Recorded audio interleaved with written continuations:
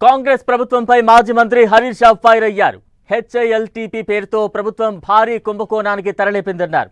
దాదాపు 5 లక్షల కోట్ల విలువైన ప్రభుత్వ భూమిని కేవలం 5,000 కోట్లకు మాత్రమే ఎలా విక్రయిస్తారని హరీష్ రావు ప్రశ్నించారు. హెచ్ఐఎల్టీపీ పాలసీపై మంత్రి శ్రీధర్ బాబు బహిరంగ చర్చకు రావాలని హరీష్ సవాల్ చేశారు. ఇది Hyderabad industrial land transformation policy కాదు, Hyderabad industrial lands looting policy. పారిశ్రామిక వాడల్లోని దాదాపు 10,000 ఎకరాల భూమిని పప్పు బెల్లాల్లో అమ్ముకునేటువంటి ఒక కుట్ర, ఒక పెద్ద స్కామ్ ఈరోజు రాష్ట్ర ప్రభుత్వం తెరలేపింది. అధికారంలో వచ్చిన నాటి నుంచి కూడా రేవంత్ రెడ్డి గారి ప్రభుత్వం అడ్డగోలు దోపిడీ మీదనే దృష్టి పెట్టి అలా రేవంత్ రెడ్డి గారు హెచ్ఎండిఏ భూములు, టీజీఐసి భూములు, హౌసింగ్ బోర్డులు భూములు, స్వగృహ భూములు ఏవి లేకుండా తెగనెమ్ముతా ఉన్నాడు. ఈయన అనుముల రేవంత్ రెడ్డి కాదు, అమ్మకాల రేవంత్ రెడ్డి అయిపోయాడు. మొత్తం రాష్ట్రాన్ని అమ్మదొప్పుతూ ఉన్నాడు. ఇవాళ దేశంలోనే అతిపెద్ద కుంభకోణం ఇవాళ కాంగ్రెస్ పార్టీ తెరలేపిందని చెప్పొచ్చు. ఈ హిల్ టీపీ పాలసీ ఏదైతే ఉందో ఇది అతిపెద్ద స్కామ్. ఈ రాష్ట్ర ప్రభుత్వం ఉపయోగిస్తున్న ఒక ఆయుధం. 1,000 కోట్లు, లక్షల కోట్లు కొల్లగొట్టడానికి తెరలేపినటువంటి స్కామ్ ఇది. 5 లక్షల కోట్ల రూపాయల విలువ కలిగిన భూమి.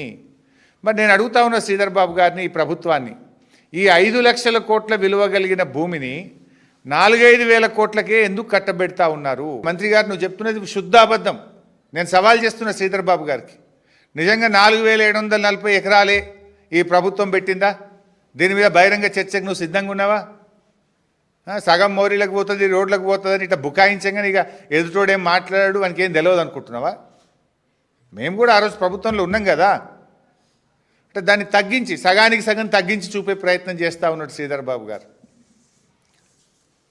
అంటే భూ కుంభకోణం యొక్క విస్తీర్ణాన్ని సగానికి సగం తగ్గించాలనేటువంటి విఫలయత్నానికి శ్రీధర్ బాబు గారు పాల్పడుతూ ఉన్నారు.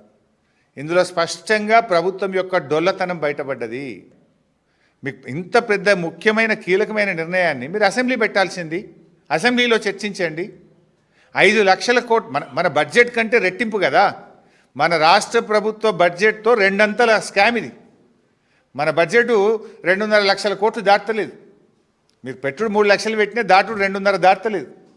అంటే 5 లక్షల కోట్లు అంటే 2 సంవత్సరాల బడ్జెట్తో సమానమైన ఇంత ప్రధానమైనటువంటి నిర్ణయాన్ని మీరు శాసనసభకు పెట్టకుండా, సభలో చర్చించకుండా, రాత్రికి రాత్రే పాలసీ పెట్టి 1,000 కోట్లు, లక్షల కోట్లు కొల్లగొడతామంటే బీఆర్ఎస్ పార్టీ చూస్తూ ఊరుకోదు. ఇంత ఇంపార్టెంట్ ఇష్యూను మీరు అట్లా రాత్రికి